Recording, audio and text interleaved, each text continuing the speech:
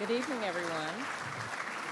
Tonight, we are pleased to present our highest honor to Ron Chernow, Thomas Kail, and Lin-Manuel Miranda in recognition of the remarkable work that created the Tony, Grammy, and Pulitzer Prize-winning Broadway musical Hamilton.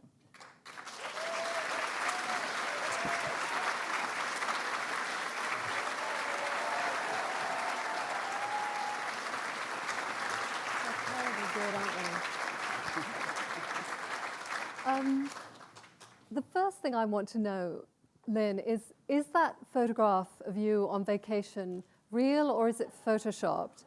And if it's real, was Tommy Kail along directing your vacation? No, it's real. My then girlfriend, now wife, took that picture of me reading the book. That was the vacation where I read Ron's book. Yep. What you don't see 3 photos later is a picture of me like this because I got suntan lotion in my eye. So it's not that glamorous.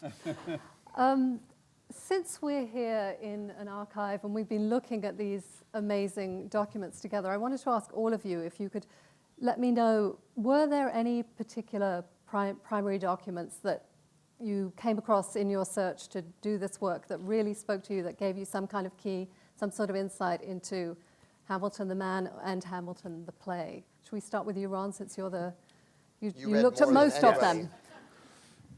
Well, you know, for me, it's a particular delight to sit there watching the show, and as I hear lines in the show, to actually remember discovering the document that inspired that line. I'll just give you one example, because it always sends a chill down my spine.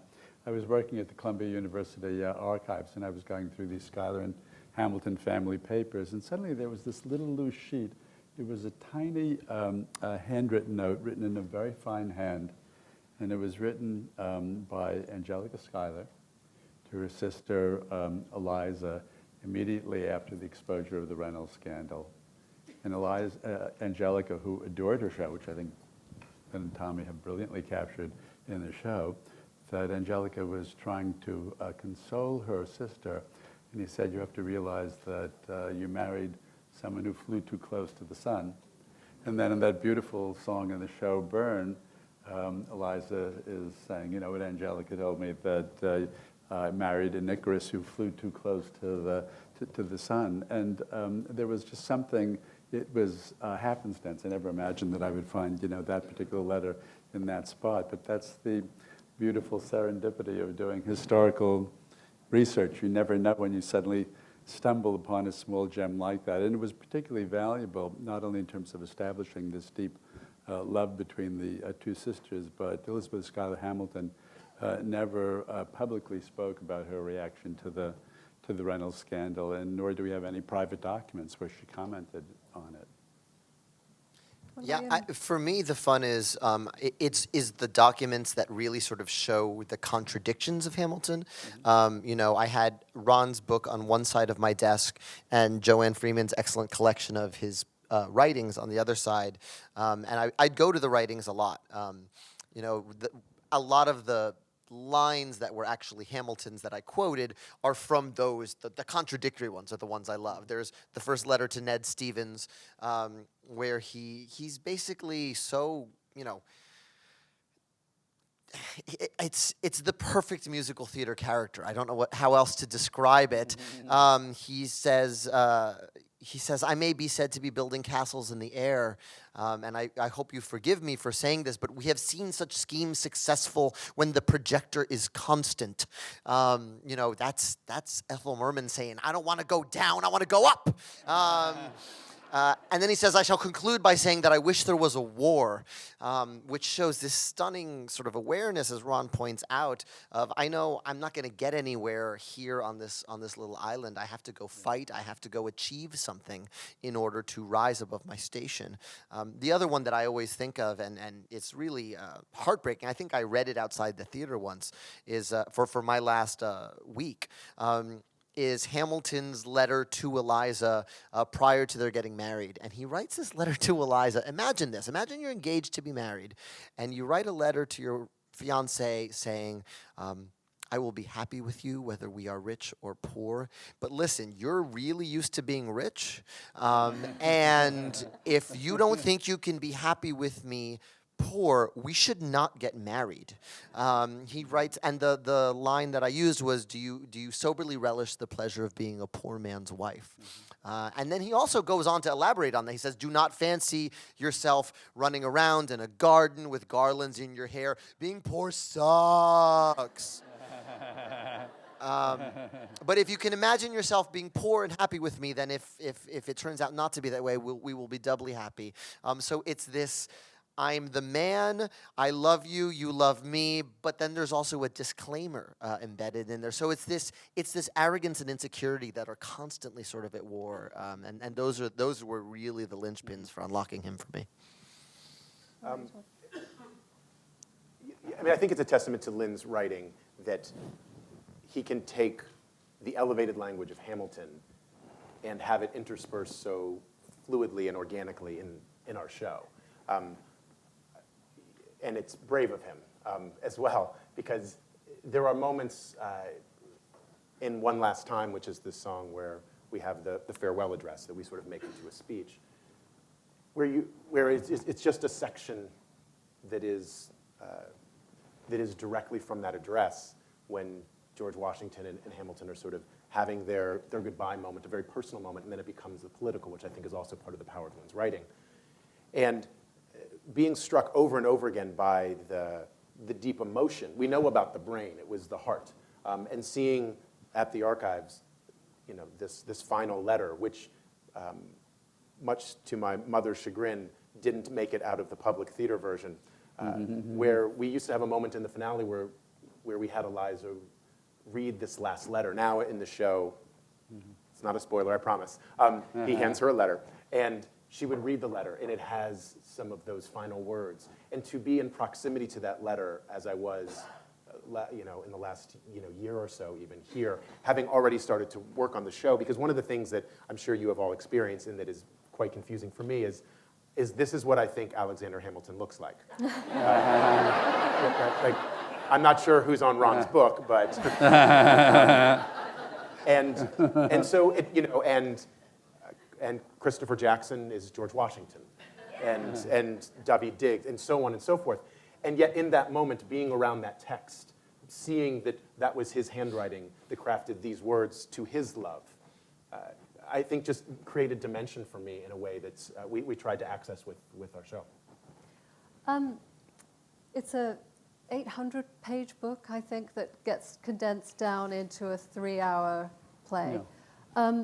Were there stories that you, Lin, wished that you could have incorporated parts of Alexander Hamilton's life that couldn't get in there? So many. So many. You could write 3 more musicals called Hamilton. 3 different composers could take it and write equally thrilling works. Ooh, the gauntlet's thrown down. He went Who's first. gonna do it? No, the one that springs to mind immediately, because we saw a document pertaining to it earlier this afternoon, was the betrayal of Benedict Arnold. Hamilton was there. He was there when they intercepted the letter. He was there when he said to Washington, "Yo, let's roll up on Benedict Arnold's house. Let's go get him." And the reason it kills me, he didn't say it in those words. Oh, you're so hip-hop. But they roll up on Benedict Arnold's house, and Benedict Arnold is not there. He has fled. What they find instead is Mrs. Arnold with her blouse open and a kid in one hand, raving, "They're going to take away my baby. They're going to kill my baby.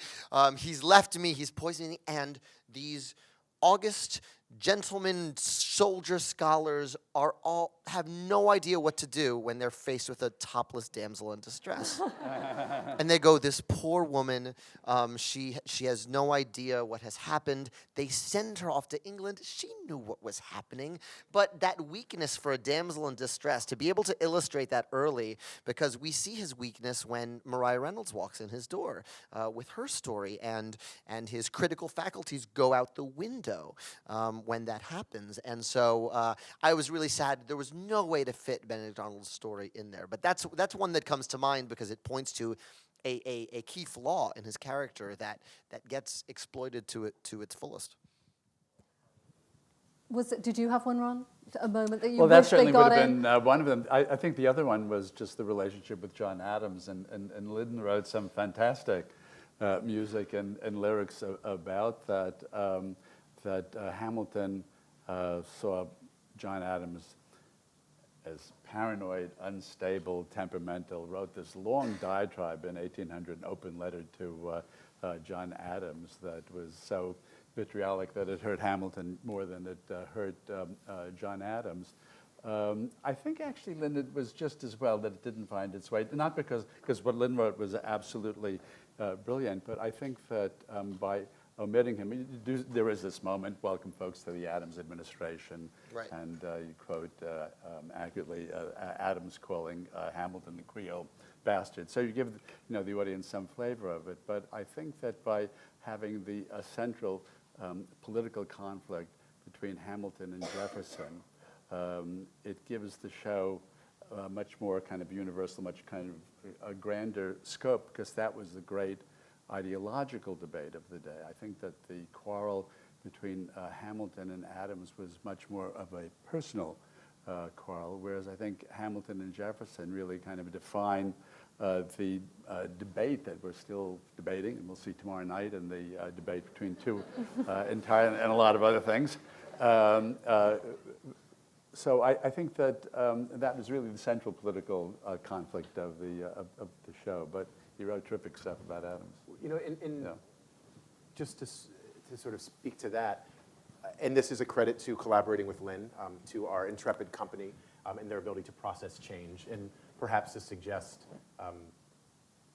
a way that government could learn from. Lynn and I were talking about that moment. There was this screed against John Adams, very well staged. Andy Blankenbuehler, our choreographer, had some excellent work there. It was very well written, and it was the first thing we cut off Broadway. And it was the first thing we cut, and Lynn and I went through the show. When we first started the show, our first preview,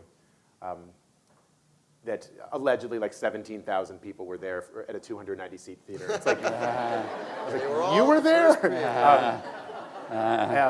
The earlier you saw it, like the badge gets bigger. And Lynn and I were talking, and we knew that it had to go. And there was, and Lynn has an interesting dynamic, because Lynn is both on stage and is the writer and is able to do both quite well. And we said, well, if that goes away, and if we cut something that is Lynn's material, it's also setting a tone, which is we are just going to try to distill the story to its essence. Mm-hmm. It doesn't matter how well performed it is. It doesn't matter if it's from the writer. It needs to be only the essential moments that we need to dramatize. And that was the first thing lifted out of the show. And having spent some time working on new material, that is not usually so easily won. Lynn's understanding of the larger gesture of this, that this is a show that needs to exist when Lynn is not in it. It's a show that needs to exist when other people perform all of these roles, was already somehow part of the DNA of his initial idea, and my job was to try to support that in any way that I could. And then let me extend your political metaphor. It's also just great politics. You can't complain that your part's cut if the writer cut his part. So it sets... Implicit, explicit, guys. I mean, come on. Yeah. Well, and in fact, the only thing That was the thesis version. This is the Politico version. And then I'm a DC kid. Northern Virginia, sorry, Northern Virginia. The other thing is, the line that actually remained was, "Sit down, John." Right. All we actually needed was the last line, which is another good lesson in editing and in precision. Yeah. I think also Hamilton was so quarrelsome. He was so combative. He had such a knack for making enemies that I think that the show is constantly testing the audience's sympathy. One of the things I found interesting during the development of the show, as producers came in and saw it, luckily not our producers, who really gave these folks complete creative freedom, producers would say things like, the central character in a Broadway show has to be sympathetic at all times. And I think that one of the reasons audiences have responded to this, instead of that kind of make-believe world, of a character who is always virtuous, that this is somebody who is a flawed genius with heavy emphasis both on flawed and genius. And I think that may have been, if the feud with Adams had been dramatized as fully as the feud with Jefferson, might have kind of gone over that line of sympathy. It might have been one feud too many, to the point where Hamilton not only, seems very combative and principled, but really kind of manic in making enemies. So I think in all sorts of ways it was probably good that it was cut. Yeah, it's interesting that thing about sympathetic. I never really thought about sympathetic. That's not a conversation we had a lot. I can tell you that we look to our forebears when we're writing this stuff. When I was writing In the Heights, which is about a community in the midst of change, thanks. Oh, look, these people like Hey, it. thanks. Not Thank these you. people, Thank you. sometimes. Not them. Them. We like you better. We looked at the musicals in which that happens. We looked at Cabaret. We looked at Fiddler on the Roof. We looked at sort of musicals with that sort of structure. With this, we looked at Sweeney Todd. We looked at Gypsy. We looked at musicals where the show is about a person, and that person is such a force of nature that you are either in league with the person, or you're fighting with the person, or you started in league and now you can't justify being with them anymore. And so we looked at, those are sort of the two great anti-hero monsters. I mean, those are the Hamlet and Macbeth of musical theater. And Evita and Jesus Christ Superstar, which were both shows that you talked about a lot early on, because the show, as we started working on it, was going to be an album. And what that actually allowed us to do was to let the writing lead and not chronology.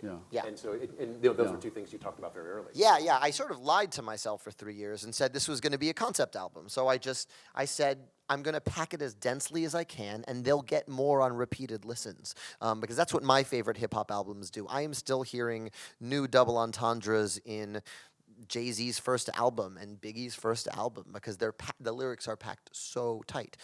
So that sort of was a part of the recipe as well. But I think that was so important to the development of the show, because it moves. It doesn't have a kind of linear logic which most stories do, and which, of course, being a biographer, there's always the chronology moving along. But the show kind of keeps jumping in this very kind of imagistic way, and it's very difficult to define the logic. It's all working brilliantly. But I think because you start out thinking in terms of an album, so you had this kind of series of songs, and then kind of building certain connective tissue between the songs. But it retained this kind of very imagistic, almost kind of symbolist structure to it, where it's very difficult sometimes to logically define how this show is moving, or even the internal movement of a lot of the songs. And I think it's one of the reasons that it's just so brilliant and so unpredictable and unexpected as it moves along. I wanted to ask whether in the process of creating and writing, I know you consulted with Ron very early on and said, we want to do this, and got his blessing. And then he served as sort of a historical, as a historical consultant for the show. Were there things that you wanted to do dramatically, or take licenses you wanted to take with the story, that Ron ever said, boys, I'm sorry, you just can't? Or, how did that conversation happen? The most strenuous objection I remember, and forgive me if I'm wrong, is I had a line about Washington's wooden teeth. And Ron said, please, please, please. Well, There's I've been done so much- centuries of I've done misinformation. so much He research never on had wooden teeth. He wrote a Pulitzer Prize-winning book about Washington. He's like, there were no wooden teeth. Please don't put that lyric in the show. And I was like, it's out. We traded that. We traded that for the song We Know, where we made it our three antagonists going to Hamilton, Right. which was obviously not exactly what happened, although the act was real. So again, it's bipartisan. Yeah. Yeah, but you know what? But it was so helpful to have Ron for those reasons, because at sort of every stage, at every reading, at every workshop, and I remember very distinctly, like our phone call on the Sunday before the first preview, Ron was like, here are the 8 things. Here are the 8 things that they didn't happen, and I'm just going to say them out loud, that this is not how it happened.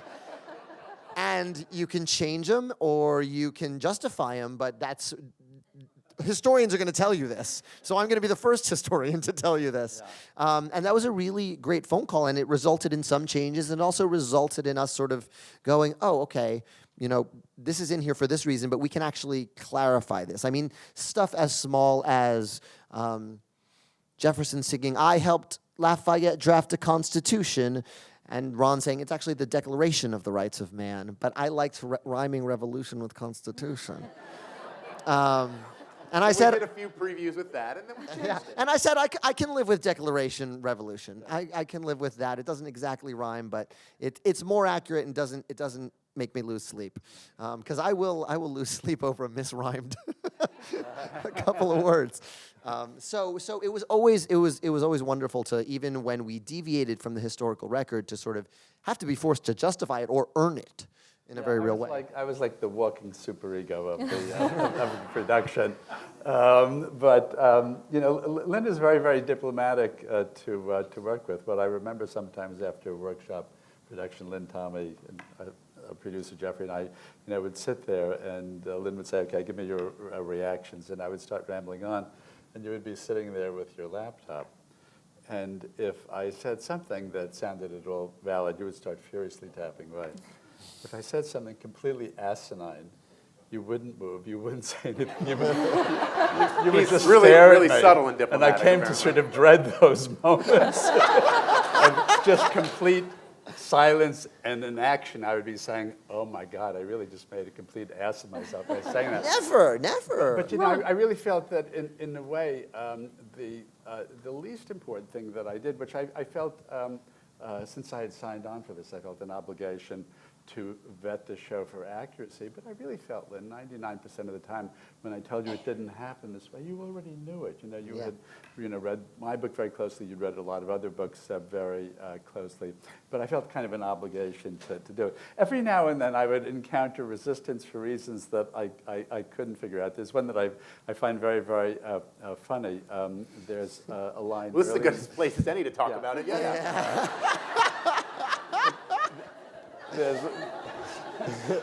There's a line very early in the show when Hamilton meets Aaron Burr, and he says, you know, that he wanted to go through Princeton on an accelerated course of study, and he says that he might punch the bursar, it's a bursar. And we were at a meeting, I remember, in Jeffrey's office, and I said, Lynn, I don't know where on earth you got that. We never punched a bursar. And Lynn got very, very quiet. And I have to say, I mean, these guys are very, quick with the hip hop. I can be very, very slow on the uptake. And then one night I was, watching the show, and every time that Hamilton encounters Burr, he says, well, if it isn't Aaron Burr, sir. I'm thinking, Burr, sir.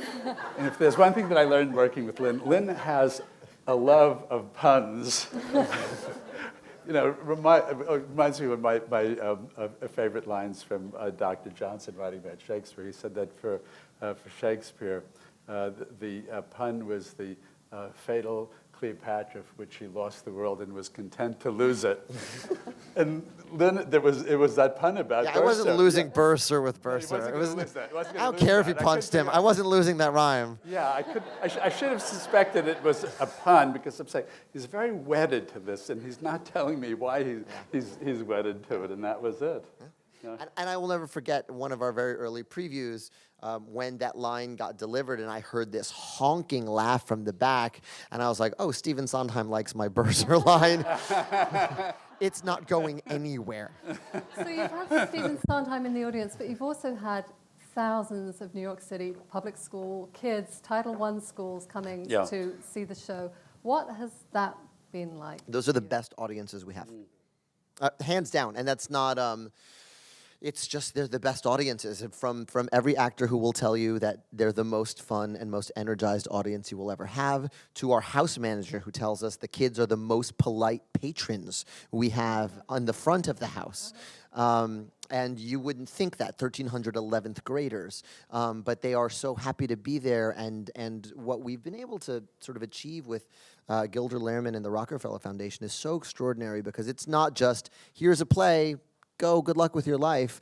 It's 3 months. It's part of the curriculum. They're sort of prepped to go to the show. They are involved in writing their own projects. They are asked to participate in a way, and it begins with them performing for us. Every school picks an ambassador to perform a creative piece, and the pieces will blow your mind. I have seen poems from Phyllis Wheatley. I have seen... All original material. Yeah, all original material written by the kids in response to a historical thing they think hasn't gotten enough, hasn't been brought to light enough.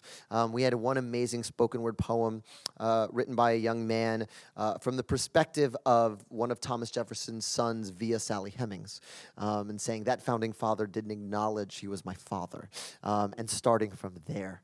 And so the way in which the curriculum has sort of inspired these kids to dig deeper and see these founders as human. There's no overstating that.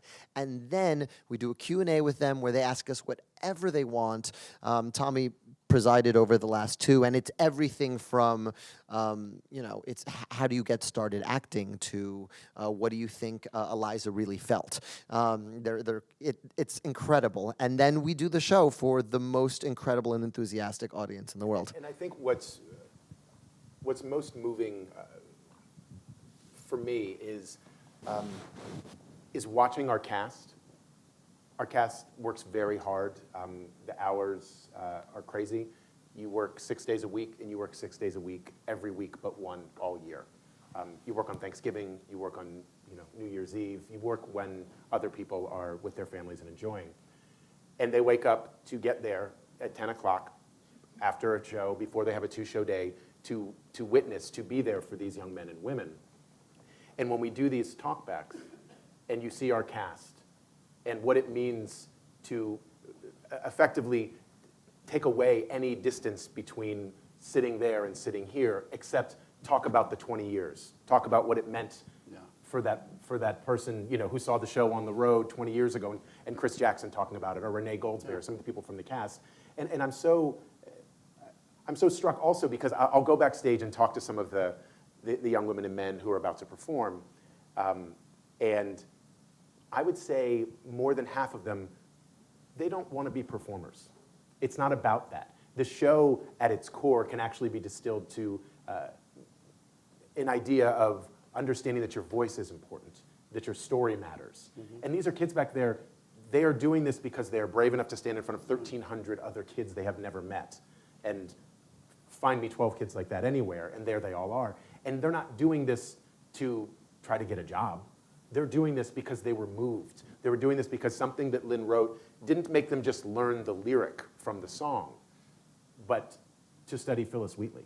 It's all of the things that we're talking about. It's why we're here. And my feeling about it is, no matter what the audience is, whether it's an audience of dedicated to students, whether it's an audience on a Thursday night, you don't know who's out there, but there are 1,350 people there. And maybe there's one that needs you that night. Yeah. And so you go and you do it for them. Yeah. And what the show is the show is nourishment, the show is sunlight, the show is water, the show is whatever that seed might need to go forward. And that's on display, every time we do these. Yeah, I saw the first of the student matinees in April, and I had seen this show so many times with adult audiences, and I was fascinated by the differences. Any reference to sex, the students found hilarious. They would just erupt. Yeah, but adults hate that stuff. Any put down, they would erupt in laughter. And these were a lot of kids. They were from Title I schools, which we met. We had a lot of kids from tough neighborhoods. But I was also struck by how deeply moral and even moralistic their reaction was to the show. The moment in the second act when Hamilton first embraces Mariah Reynolds, the performance, I saw every kid in the audience shout out, "No!" Amazing. And then I think I don't know if this happened subsequent student performances towards the end of the second act when Hamilton's son Philip dies in the duel. The way that it is staged is that Philip is lying on a table, and Lin and Philippa Sue, who was then doing Eliza, would come out, and they're bending over the body, and Eliza's talking to him, and then suddenly there comes a moment, expires, and he lies back on the table. And the way that Philippa would do it, she looked down, and then suddenly she would raise her face and look out at the audience, and she would let out most blood-curdling scream. Well, what happened the day that I saw it, Philip dies. I'd seen her do it so many times. She lifts her face, her mouth opens, and the entire audience let out the scream before she did. And I could see that she was kind of thrown by, because it was such an extraordinary thing for the audience to actually, do the act. And you know, Anthony Ramos, our son Philip, is not an unattractive young man, so you can hear the girls crying, audibly crying. He was their favorite. It's not Old Man Miranda. It's not Old Man Miranda. It's Anthony Ramos.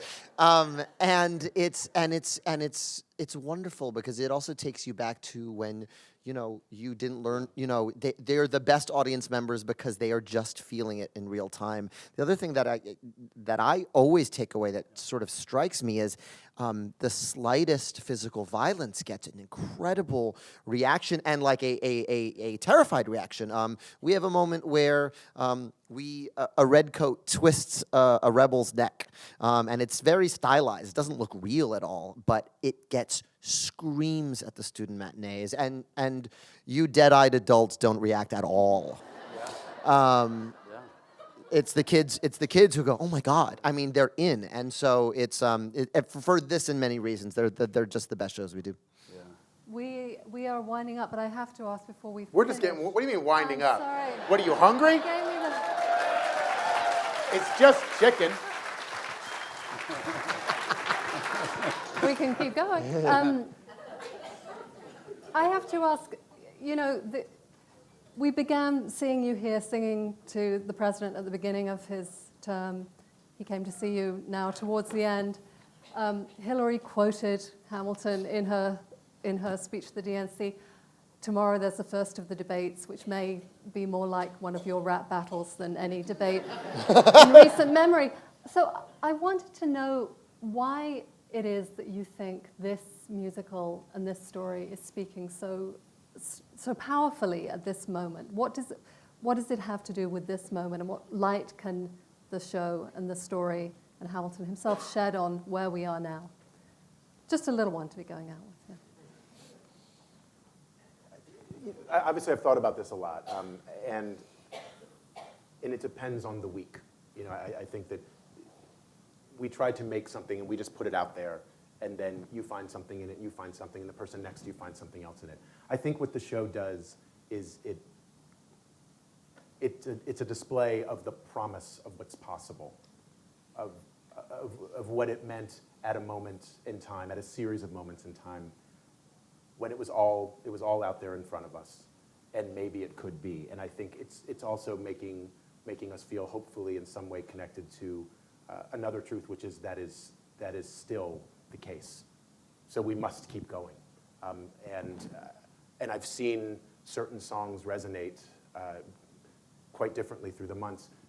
One Last Time, the song where Washington steps down, was simply a completely different experience once our country again started searching for a leader. And when people would see George Washington, an incarnation of George Washington, brought to bear by Chris Jackson and Lynn's words and music, something happened this spring, and that song started to stop the show. Yeah. And it just had not happened in the fall. Yeah. I think we love an origin story. And I don't mean that in the how Superman got his powers. I mean that in the that story you heard about your father or your mother when they were a child, and you go, oh my God, that explains everything. Or that explains this, or that explains that. And I think when you see, the founders presented as humanly as 2 hours and 45 minutes can allow, fighting and feuding and being petty and being brilliant, you look at the news and then you sort of have that prism. You've got that origin story in your mind, and you go, oh, that explains that. I also think that, I think the real takeaway, regardless of politics, is Hamilton had an extraordinary life. And it was an extraordinarily short life as well. And so it forces you to reckon with your mortality. It forces you to reckon with, what am I doing with the time I have on this earth? The emails I get from friends when they see the show don't come the next day. They come at 4 in the morning because they can't sleep because they're thinking about their priorities. And that's, that's how I felt when I read Ron's book. I just felt, my God, insert your age. At my age, he'd already done this and this and this and this and this. And so it really makes you think about, how am I spending the hours in my day? Well, I think that whenever we as a country go through periods of doubt and severe divisions, as we obviously are now, I think that people are driven back to American history. They're looking to American history for inspiration and understanding and clarification. I think the wonder is that they're finding that in a Broadway musical. And I just want to talk for a moment just in terms of what this has accomplished, because I think it's very significant that we're getting this kind of understanding and inspiration from a show instead of from the schools. Because I think that what has happened in this country is we have a very, very laudable desire in our schools, in our classes, in our textbooks to instill a love for the founding era and for these figures. But what happens is that the figures are drained of all vitality. They're turned into plaster saints. The story becomes sanitized to the point where students are very bored by it. The characters seem very unreal. And what I felt, I spent 11, 12 years between Hamilton and Washington, is that these were not, Roman senators in togas. These were people who were revolutionaries, which meant that they were brilliant, they were passionate, they were opinionated, they were difficult, they were argumentative, they were always fighting for their views.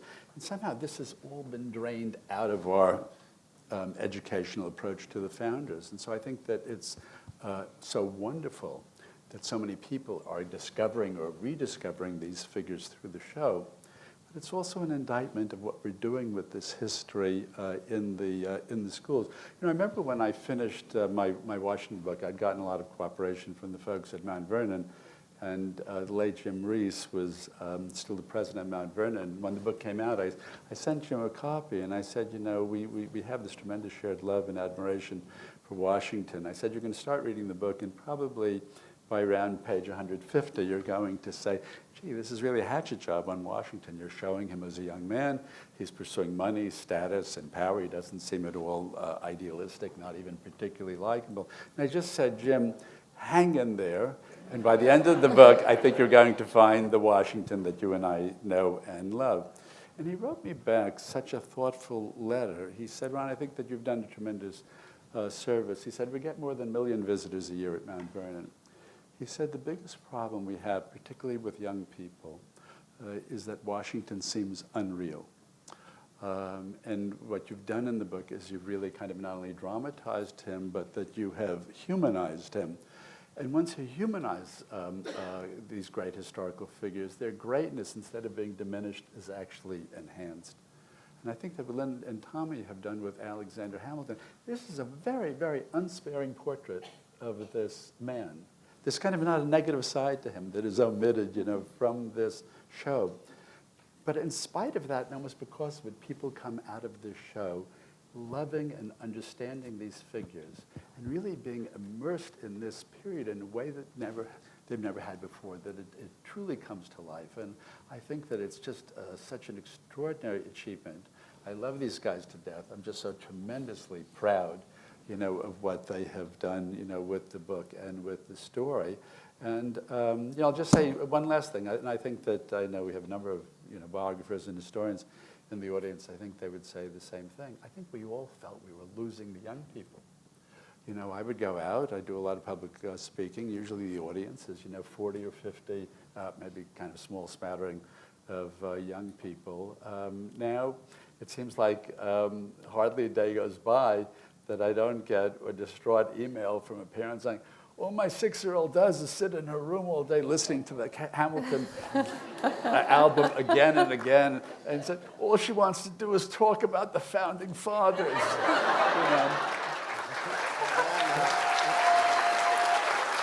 Rebecca, can I say one thing?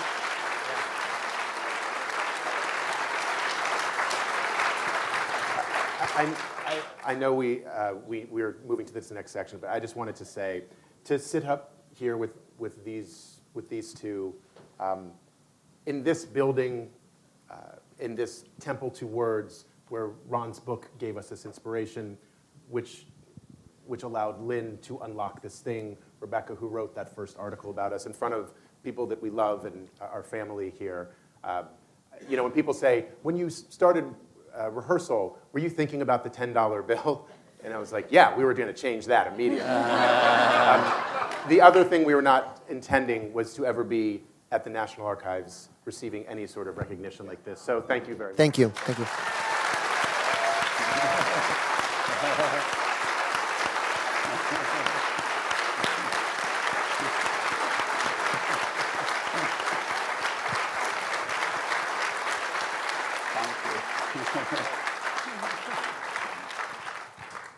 So thank you, Rebecca, Ron, Lynn, and Tommy. And I hope that you feel you've had a special moment that you could not have gotten anywhere else in town.